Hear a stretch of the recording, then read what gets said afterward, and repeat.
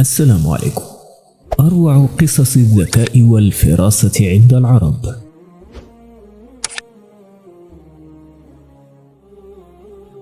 كانت الأعراب تذهب إلى الخليفة الأموي هشام بن عبد الملك كل عام لطلب المال، فتقدم إليهم الحاجب يأمرهم بالإيجاز في الخطب، فقام أعرابي فحمد الله وأثنى عليه ثم قال: يا أمير المؤمنين، إن الله تبارك وتعالى جعل العطاء محبة ومنعه مبغضة، فأعطاه هشام المال الكثير.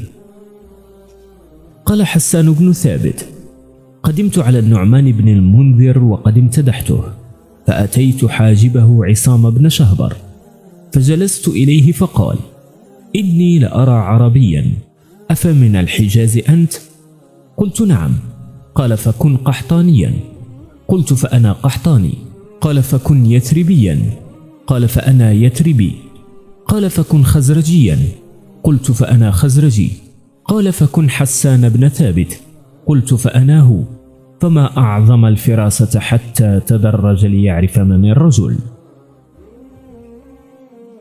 يروى أنه من عادات العرب في الجاهلية أنهم إذا تكاثرت خيولهم واختلط عليهم أمرها أصبحوا لا يفرقون بين أصيلها وهجينها، فكانوا يجمعونها كلها في مكان واحد ويمنعون عنها الأكل والشرب ويوسعونها ضربا، وبعد ذلك يأتون لها بالأكل والشرب، فتنقسم الخيول إلى مجموعتين: مجموعة تهرول نحو الأكل والشرب لأنها جائعة غير مهتمة بما فعلوا بها، ومجموعة أخرى تأبى الأكل من اليد التي ضربتها وأهانتها. وبهذه الطريقة كانوا يعرفون الخيل الأصيلة من الهجينة. قال الحارث بن مرة: نظر إياس بن معاوية إلى رجل فقال: هذا غريب، وهو من أهل واسط، وهو معلم، وهو يطلب عبدا له أبق. فوجدوا الأمر كما قال، فسألوه عن سبب معرفته فقال: رأيته يمشي ويلتفت فعلمت أنه غريب، ورأيت على ثوبه حمرة تربة واسط فعلمت أنه من أهلها، ورأيته يمر على الصبيان فيسلم عليهم ولا يسلم على الرجال فعلمت أنه معلم، ورأيته إذا مر على ذي هيئة حسنة لا يلتفت إليه، وإذا مر على ذي ملابس رثة تأمله فعلمت أنه يطلب عبدا أبق. بينما كان المسلمون يستعدون لفتح القدس الشريف، وكانت تسمى إلياء وقتها، وصلت الأخبار إلى أمير المؤمنين عمر بن الخطاب رضي الله عنه أن الروم قد جمعوا جموعهم عند الرملة تحت قيادة رجل يسمى أرطبون، وهو من أشد القوم دهاء ومكرا وحيلة، ومن أبعدهم غورا وأنكأهم فعلا. فلما سمع الفاروق عمر ذلك قال: رمينا أرطبون الروم بأرطبون العرب، فلننظر عما تنفرج عنه الأحداث. وكان أمير المؤمنين يقصد بقوله أرطبون العرب الصحابي الجليل عمرو بن العاص رضي الله عنه، وكان عمرو بن العاص قد فتح كل مما صادفه من مدن وقرى، وانتقل من نصر إلى نصر حتى وصل قرب إلياء، وأقام بجنده على مشارف أجنادين ينتظر سقطة من أرطبون ليفاجئه بالهجوم، ولم تشفه وسائل استطلاعه أو رسله بما يريد معرفته أو يود أن يسمعه، فما كان منه إلا أن قام بهذه المهمة بنفسه. فذهب إلى معسكر الروم ودخل على أرطبون يزعم أنه رسول القائد عمر، فتحسس ما أراد وتأمل ما يود معرفته، وتحدث إلى أرطبون وسمع منه ليعرف طريقة تفكيره، مما أدى إلى أن يشك أرطبون في أنه عمرو، أو أنه الذي يأخذ منه عمرو رأيه ومشورته. فقال أرطبون في نفسه: ما كنت لأصيب القوم بأمر أعظم من قتل هذا الرجل. فأصر لأحد جنده بالتنفيذ إلى أن عمرو فطن لذلك، فقال: أيها الأمير، إني قد سمعت كلامك وسمعت كلامي، وإني واحد من 10. بعثنا الخليفة عمر بن الخطاب لنكون مع الوالي عمر لنشهد أموره، وقد أحببت أن آتيك بهم ليسمعوا كلامك وما رأيت. فقال أرطبون: نعم، فاذهب فاتني بهم.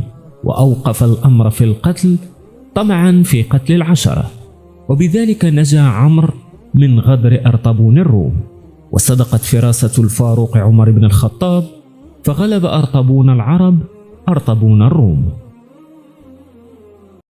كان العرب في مراسلاتهم يرسلون رسائل سرية كهذه: أن يوسف نادر أحببت ندرة تعامله معنا، فكانت لا تعني شيئا أمام الأعداء في الحروب، لكنها تعني الكثير لأصحاب الرسالة، حيث كانوا يقرؤون أول حرف لكل كلمة على حدة، بحيث تصبح الجملة أين أنتم؟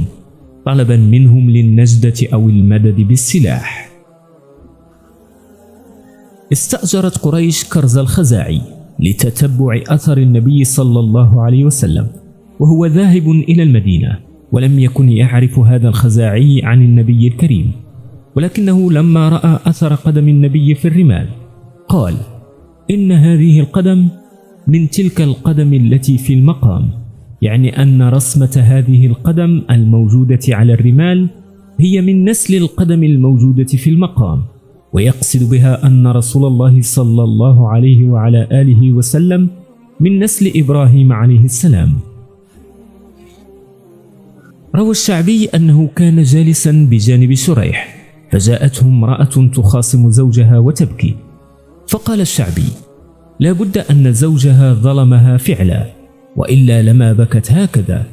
فقال له شريح: إخوة يوسف جاءوا أباهم وهم يبكون. قال رجل لإياس بن معاوية: علمني القضاء. فقال: إن القضاء لا يعلم، إنما القضاء فهم، ولكن قل علمني من العلم، وهذا هو سر المسألة.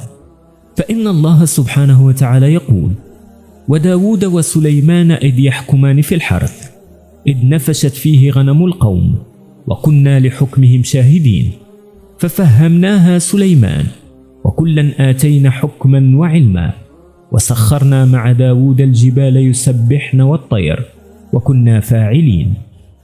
فخص سليمان فهم القضية وعممها بالعلم. وكذلك كتب عمر إلى قاضيه أبي موسى في كتابه المشهور: والفهم الفهم فيما أدلي إليك، والذي اختص به إياس وشريح مع مشاركتهما لأهل عصرهما في العلم هو الفهم في الواقع والاستدلال بالأمارات وشواهد الأحوال. روى الإمام أحمد في مسنده عن أبي هريرة رضي الله عنه قال: قال رجل: يا رسول الله، إن لي جارا يؤذيني. قال: انطلق فأخرج متاعك إلى الطريق. فانطلق فأخرج متاعه، فاجتمع الناس إليه فقالوا: ما شأنك؟ قال: إن لي جارا يؤذيني.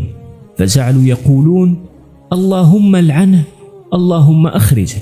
فبلغ ذلك فأتاه فقال: ارجع إلى منزلك فوالله لا أوذيك أبدا.